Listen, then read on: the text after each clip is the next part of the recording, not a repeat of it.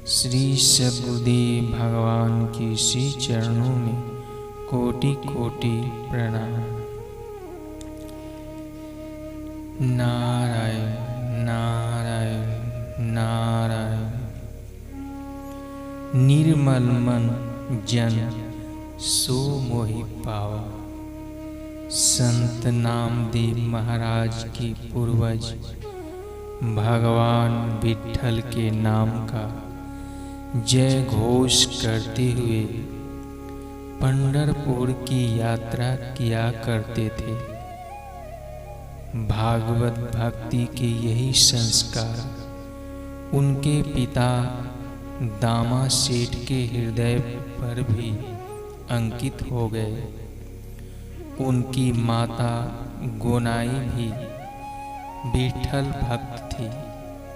भगवान विट्ठल की पूजा करके उन्हें भोग अर्पित करना और कुछ समय उनके नाम का जप करने के बाद ही अपने दैनिक कार्यों में लगना, यह दामा सेठ का नित्य नियम बन गया था। वे दर्जी का काम करते हुए मुख से भगवान विट्ठल के नाम का जप करते रहते और एकादशी को उपवास रखते थे। भगवान को भोग लगाए बिना वे कभी अन्न नहीं खाते थे। इस प्रकार घर का वातावरण विट्ठल भक्ति से ओतप्रोत था, जिसका प्रभाव बालक नामदेव के निर्दोष व कोमल हृदय पर पड़ा और वह भी विट्ठल का नाम जपता, अंतर्मुख होता और शांत होता था। एक दिन किसी कार्यवश बाजार गए दामा सेठ को वहां काम निपटाने में अधिक समय लग गया। भगवान को भोग लगाने का नियम न टूटे, इसलिए गोनाई ने नामदेव से कहा, नामा, यह थाली लेकर भगवान विट्ठल के मंदिर में जाओ और उन्हें भोग लगा आओ। बालक नामदेव मंदिर में गया और भगवान का पूजन अर्चन करके उनके सामने भोग लगा के थाली रख दी। उसे लगा कि भगवान थाली में रखा भोजन खाएंगे। उसने पर्दा हटाकर देखा कि ठाकुर जी ने अभी खाया नहीं। फिर से देखा। ऐसा कई बार हुआ। निर्दोष हृदय बालक मानता था कि जैसे आम आदमी खाते हैं वैसे ठाकुर जी भी खाएंगे। इसलिए वह हाथ जोड़कर वहीं एक कोने में खड़ा होकर प्रतीक्षा करने लगा। थोड़ी देर प्रतीक्षा करने के बाद विट्ठल की मूर्ति की ओर देखते हुए बाल सुलभ सरलता से वह बोला, प्रभु, भोजन करना प्रारंभ करें। नामा ने जब देखा कि भगवान भोजन नहीं कर रहे हैं तो वह बड़ा उदास हो बोला, हे पांडुरंग, क्या आपकी पूजा में मुझसे कोई कमी रह गई है? पर मैं करूं भी क्या? मुझे पूजा की विधि आती भी नहीं। इसलिए मेरे प्यारे विट्ठल, आप जल्दी से भोजन कर लो। यदि आपको भोजन कराए बिना मैं घर जाऊंगा तो माँ मुझ पर नाराज होगी। खड़े खड़े कुछ समय और बीतने पर नामा की आंखों में आंसू उभर आए। वह बड़े करुणा स्वर में बोला, देव, यदि आप नहीं खाओगे तो मैं यहीं बैठा रहूंगा।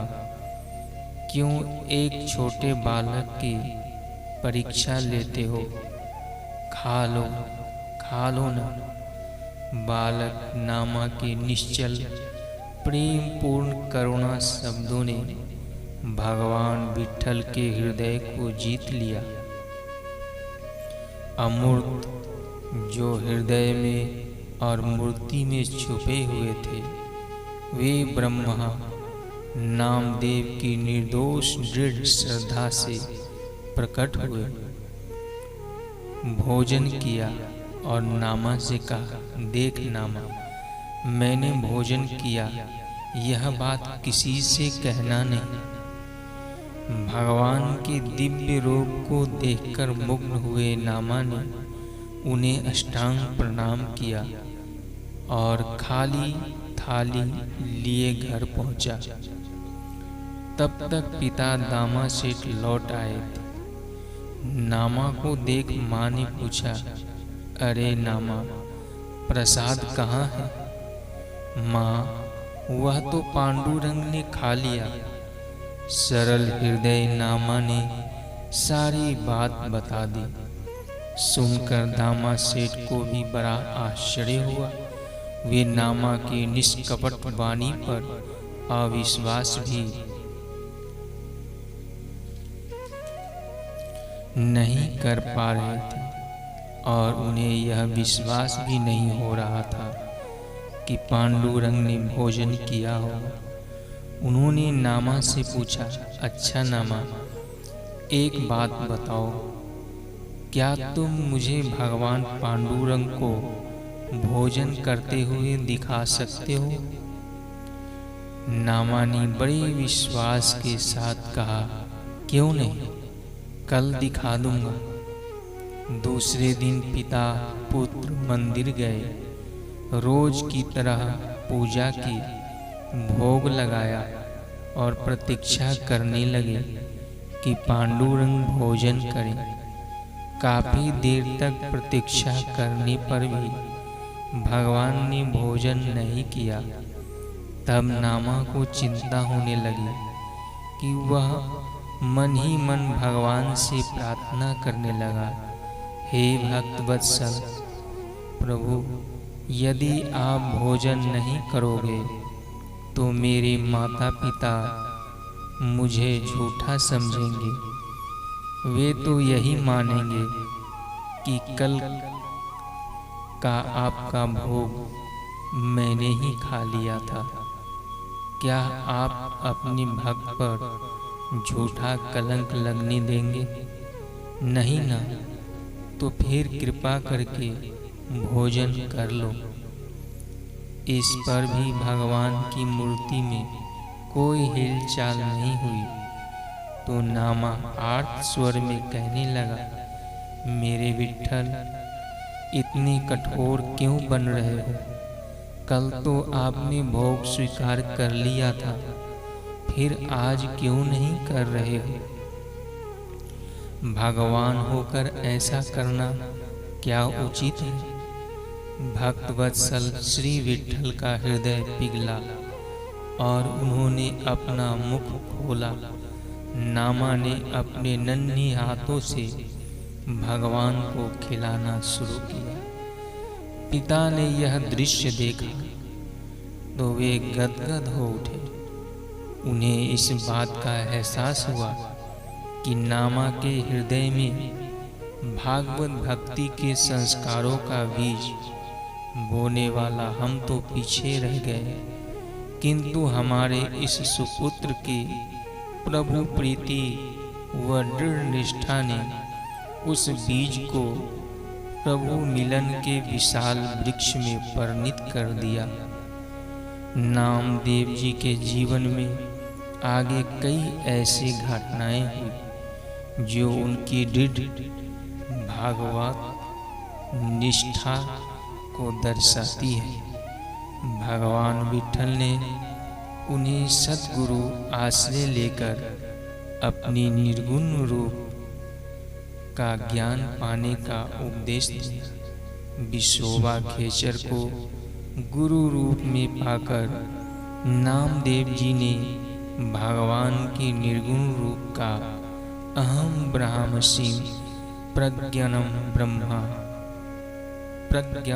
ब्रह्मा अयम आत्मा ब्रह्मा तत्वमसि वेदों के इन महावाक्यों का साक्षात्कार कर लिया।